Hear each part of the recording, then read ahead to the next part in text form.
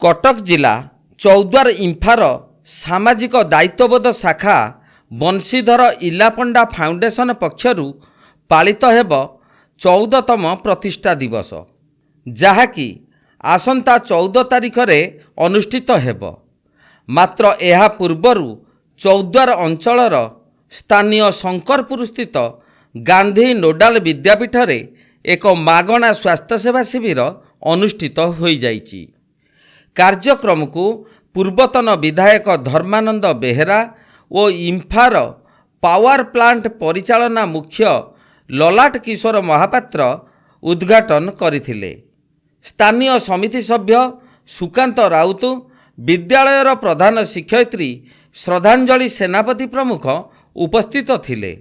एही शिविर रे अस्थि शल्य, स्त्री और प्रसूति, चर्म और भेषज विभागर 5 जन डाक्तर सेवा जोगाई देइथिले।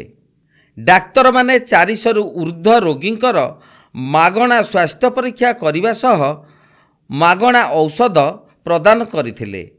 विद्यापीठ रे फाउंडेशन द्वारा निर्मित एक साइकेल स्टैंड को मध्य उद्घाटन करा जाइथिला।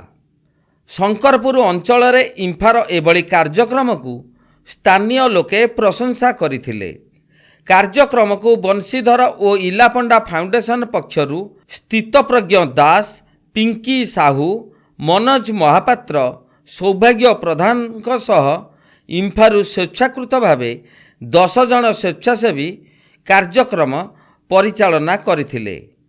वरिष्ठ लोकसंपर्क अधिकारी मानस बसंतिया एही कार्यक्रम को संयोजना करथिले।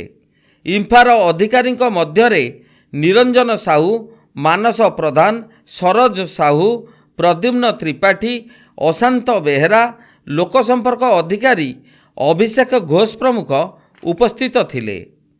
चौद्वारु ब्यूरो रिपोर्ट NTV।